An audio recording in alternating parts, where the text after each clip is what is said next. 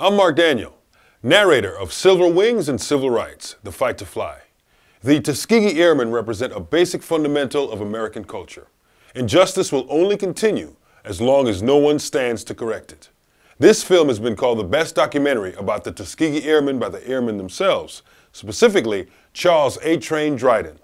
Many of the men you hear from are no longer with us, and some of the stories may be considered controversial. But we want you to know how very special and courageous these men were. In their own words, they're going to tell you the whole story of the Red Tails and why the Tuskegee Airmen are true pioneers in the struggle for civil rights in America. When I was a young boy, my mother used to tell me that when I was an infant, before I could talk, that I used to take bits of paper, tear them into little bits and throw them in there and try to say, airplane, airplane. So apparently I came into this world with a desire to be a pilot. I recall that my mother asked me to go down to the post office in Lodi and buy a stamp. And on it was a stamp, I saw the Spirit of St. Louis. My mother gave me a model airplane, and I built that model airplane, and I really loved it. I loved having that airplane fly. On the 4th of July, 1927, we went to Teterboro Airport for the holiday flying circus, they call it, the Gates Flying Circus. And I got to high school. By that time, I had begun building model airplanes, and the desire to become a pilot grew more and more. This lone airplane came circling over the field. It immediately registered the sharp line, the squareness, and this kind of thing. And the man selling tickets was using a megaphone. I told him that that was the Spirit of St. Louis. Well, I first got interested in flying at about 12 or 13 years old, when I got a ride in a barnstormer at a country fair. And then with all the contempt, the ridicule that he could muster to the crowd, he said, "The little colored boy says that's the Spirit of St. Louis." With a great smirk and ha, ha, ha, what a big joke. And as it touched down, you could see the embossed front and the glaze and the polish of the Spirit of St. Louis. And the people absolutely went pandemonium. But that incident so riled me as a youngster that I said, I'll fix you. I hadn't decided that I was going to be an aviator until then. I decided that I was going to do it. I wanted to learn to fly, and most of the fellows wanted to learn to fly, in spite of the fact that we lived in a country where we were really second-class citizens.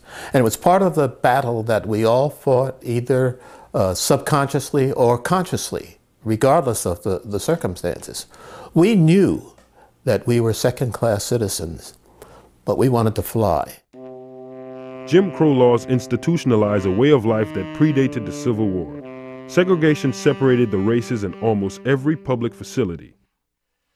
I don't know what would be the appropriate definition of Jim Crow, but it's just a state of mind, in a sense, that whites were superior to blacks, and blacks were at all times to be maintained an inferior position with respect to whatever amenities might be available to the public. 2 drinking fountains, one says white and one says colored. And you're supposed to drink out, if you can read, you're supposed to drink out the one that applies to you. You were required by law, and that's what made it work, by law, that you could not drink out of that other fountain.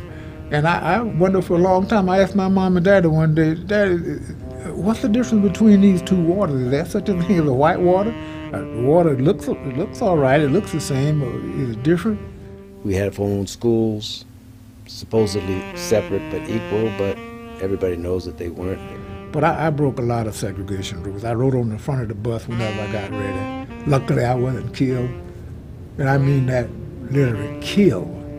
Because in those days that you could get snatched off of a bus by a bus driver who had authority to arrest you. You could not go into a restaurant and sit down and have dinner. You grew up with that, and even though it bothers you not to do it, what else could you do about it, so you ignored it? Movie houses, want you to sit upstairs in the music. And when that happened, I'd never go back to a movie house again. There's a lot of emotions involved with that. There's a lot of an attack on your self-esteem. Opposition to Jim Crow on an individual level was a cause soon lost to violence. The inhumanity of hangings and lynchings are a historic testament to the treatment of blacks who defied the establishment. I wanted to fly, and I told my wife that I wanted to join the Air Corps, Army Air Corps, and she didn't want me to fly. She was opposed to it, but I wrote a letter to the War Department.